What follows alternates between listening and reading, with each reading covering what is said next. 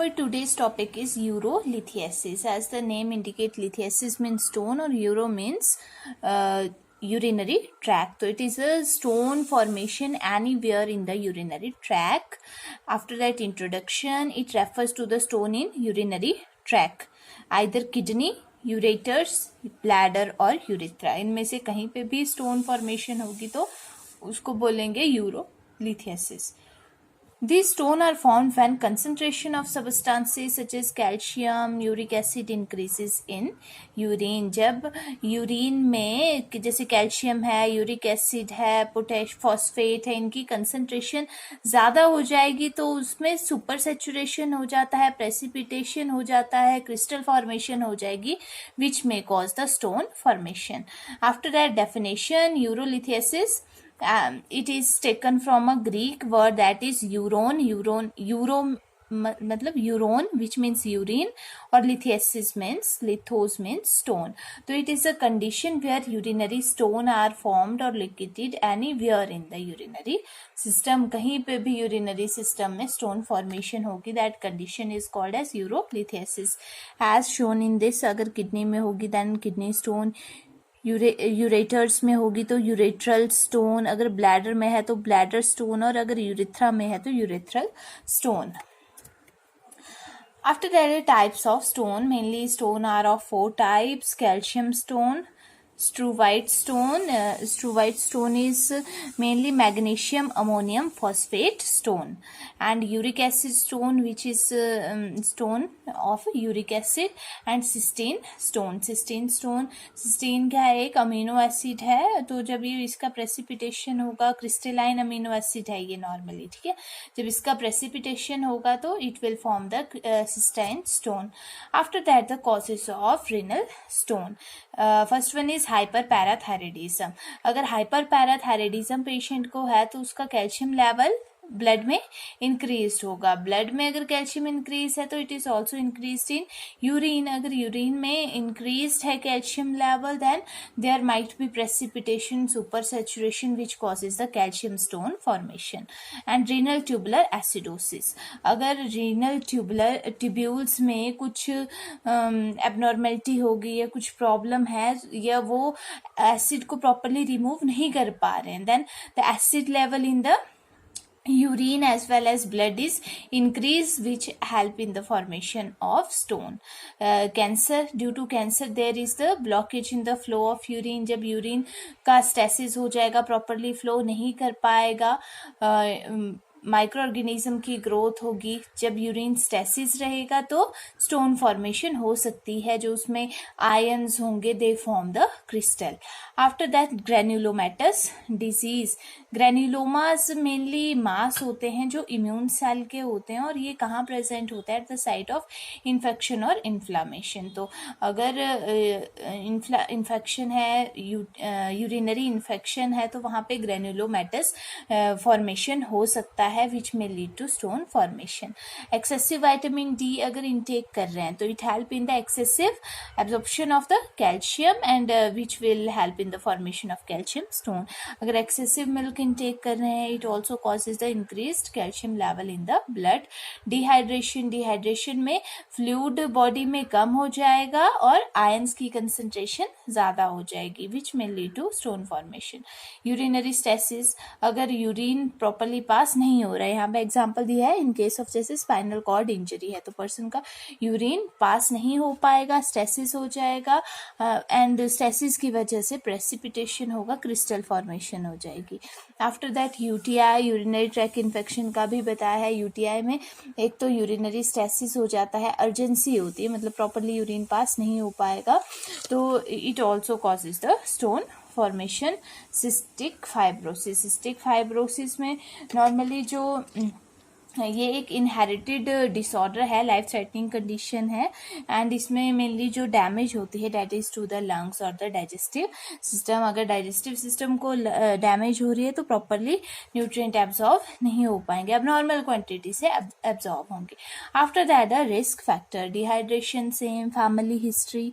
अगर eating high protein, high sodium और high sugar diet, ठीक है. प्रोटीन जैसे कि हमने सिस्टीन स्टोन का पढ़ा, cystine stone are made up of crystalline amino acid. यह गाउट है, गाउट में यूरिक एसिड का लेवल इंक्रीज हो जाता है। Neurogenic bladder is a condition in which people lack bladder control due to the brain, spinal cord or the nerve damage. And high calcium in urine, obesity, diabetes, high blood pressure, inflammatory bowel disease, अगर digestive system में problem है, या prolonged immobilization also causes hypercalcemia. जो bones हैं या जो stored calcium है वो blood में release होने लग जाता है, which causes the calcium stone formation.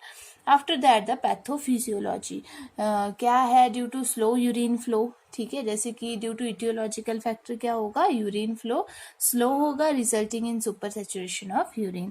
तो सुपर सेचुरेशन का मतलब क्या होता है, जब कोई चीज एक ही जगह पे खड़ी रहेगी, उससे मतलब पानी से जब क्रिस्टल की फॉर्मेशन होना स्टार्ट हो जाता है ना, with a particular element that first become crystal and later become stone. पहले क्रिस्टल बनेंगे छोटे छोटे, फिर बाद में वो स्टोन बन जाएगा। And the stone will damage the lining of the urinary track. कई बार क्या होता है, जो स्टोन है वो लाइनिंग को डैमेज करेगा और उसके ऊपर फिर एपिथेलियल लाइनिंग फिर से फॉर्म हो जाती है, स्टोन अंदर रह जाएगा, है ना। स्टोन मतलब स्टोन के बाहर से ही एक लेयर फॉर्म हो जाती है एपिथेलियल टिश्यू की, तो उस केस में स्टोन आगे पास भी नहीं कर पाएगा। And decrease inhibitor substances, urine में कुछ ऐसे सब्सटेंसेस होते हैं जो स्टोन फॉर्मेशन को इनहिबिट करते हैं, तो अगर उनकी क्वांटिटी भी कम है तब भी स्टोन फॉर्मेशन ज्यादा होगा। After that the clinical manifestation, it include the flank pain, this area is called as flank area where the kidneys are located. तो वेयर एब्डोमिनल पेन होगी, frequency and dysuria.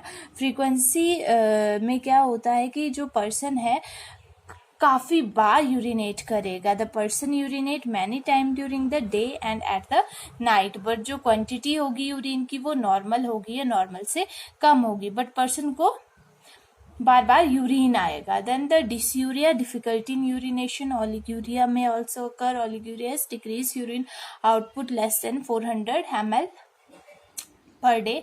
Yeah, the person may have anuria less than 50 or 40 ml per day due to any type of obstruction such as tumor वगैरह की वजह से। Haematuria हो सकता है, renal colic, nausea और hydronephrosis. After that the diagnostic evaluation. Diagnostic evaluation में urine analysis करेंगे। Urine analysis is done to check the electrolyte, जैसे कैल्शियम है, फॉस्फेट है, इनकी क्वांटिटी, यूरिक एसिड है, इनकी क्वांटिटी चेक करने के लिए यूरिन एनालिसिस करेंगे। And urine culture should be done to find out bacteria या germs in the urine. It is mainly done to identify the cause of the infection, कि infection का cause क्या है, उसके लिए कल्चर करेंगे। डायग्नोस्टिक स्टडी में ही cystoscopy is the visualization of the bladder, ठीक है, visualization of bladder with a hollow tube which is inserted through urethra into the bladder, ठीक है। ये एक हॉलो ट्यूब है जिसके साथ कैमरा लेंस लगा होता है और ये यूरेथ्रा के थ्रू ब्लैडर में इंसर्ट करते हैं। तो these are normally used for examining the lining of the bladder or in type of mass, abnormal mass. सिस्टो जहाँ पे आ गए, it means bladder, urinary bladder. तो जो इंस्ट्रूमेंट है, this instrument is called as cystoscope. Next is IVP is intravenous pyelogram. तो इसमें एक डाई इंसर्ट करते हैं वेन में, ठीक है। After that the X-ray images should be taken. तो it shows the picture of the kidney, urethra, bladder और यूरेटर्स, है ना। तो इन सब की ये इमेजेस शो करेगा, क्योंकि ये जो डाई है वेन के थ्रू जब इंसर्ट करेंगे, it goes into the kidney, ureters, bladder, urethra, तो वहां पे जाएगी। एंड उसके बाद X-ray images should be taken. तो एक्सरे इमेजेस में क्या पता चलेगा, X-ray images show the picture, shape, size of the kidney, urethra, bladder or ureters या any type of abnormal condition.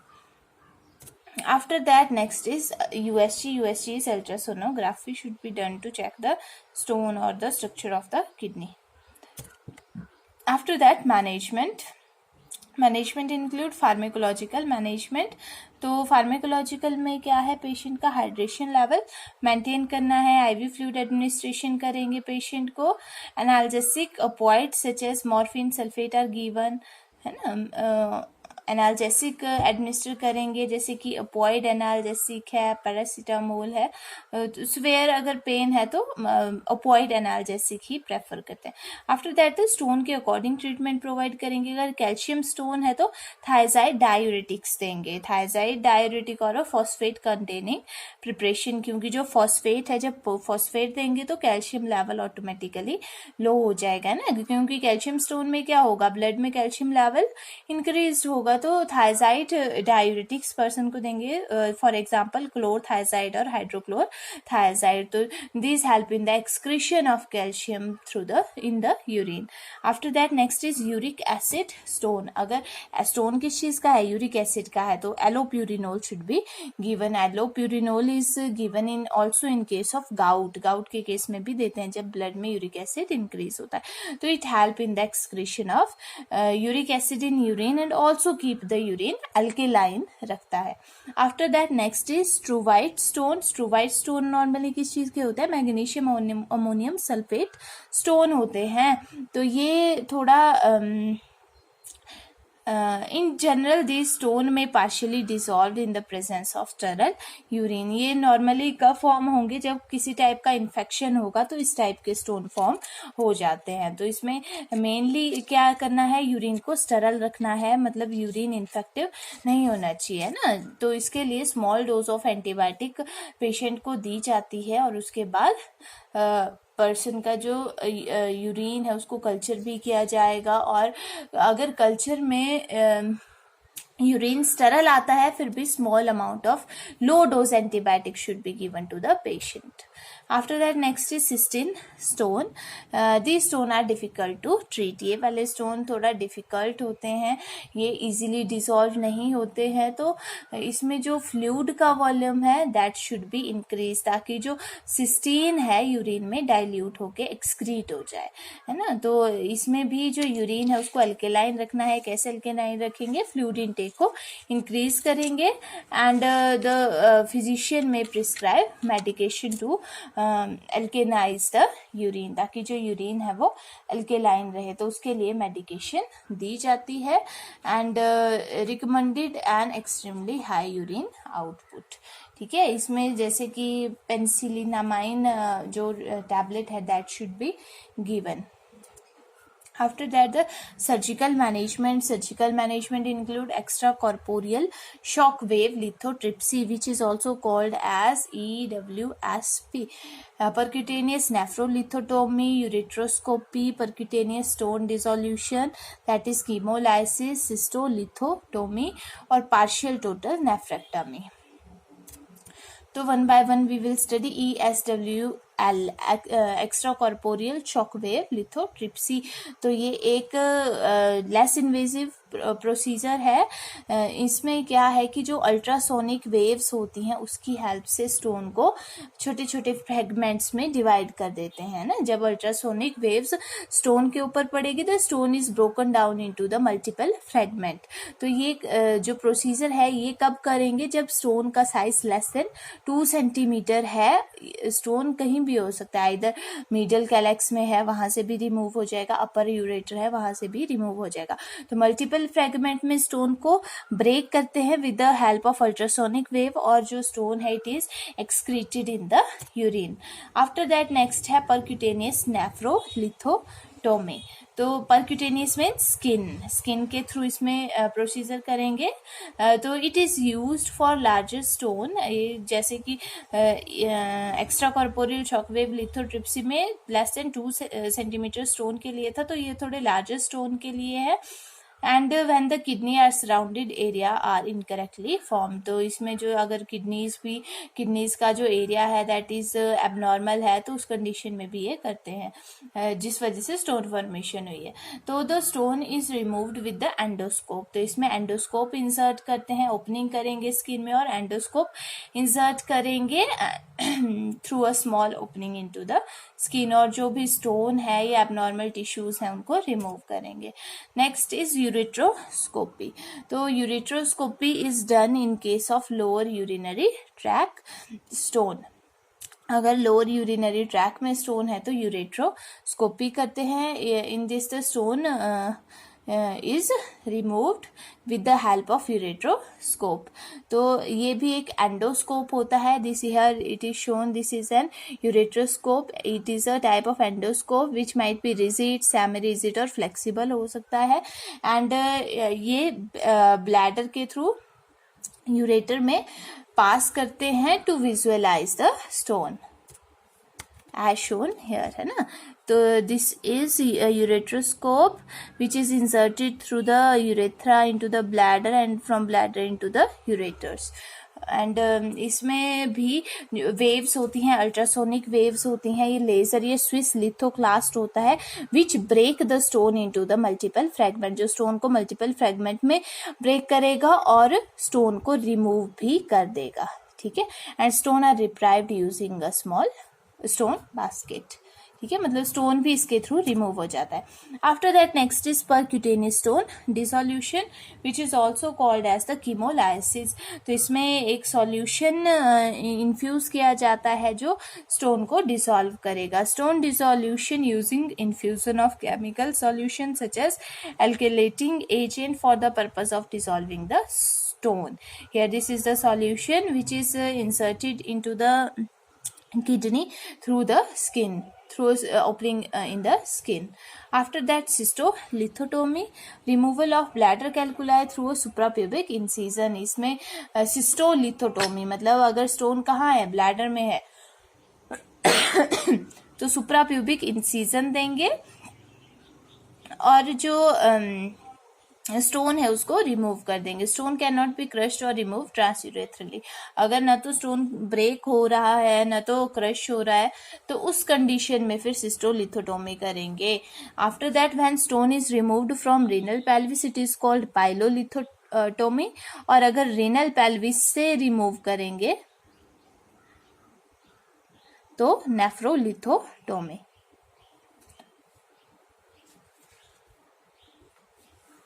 After that, partial or total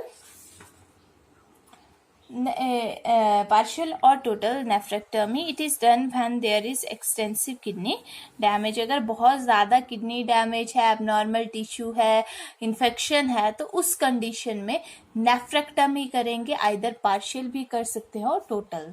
nephrectomy is the removal of the kidney. ठीक है, either partial और total removal of the kidney. So these are the surgical management in case of renal calculus. क्या क्या करेंगे? Extracorporeal shockwave lithotripsy, percutaneous nephrolithotomy, ureteroscopy, percutaneous stone dissolution which is also called as chemolysis, cystolithotomy, partial total nephrectomy. After that, nursing management, nursing diagnosis, acute pain related to irritation and spasm from stone movement in the urinary tract as manifested by complaint of pain, facial grimacing or restlessness. Anxiety related to uncertain outcome and lack of knowledge regarding possible surgery as manifested by expression. After that, impaired urinary elimination related to trauma or blockage of the ureter or urethra as manifested by decreased urinary output and bloody urine. This is all about topic.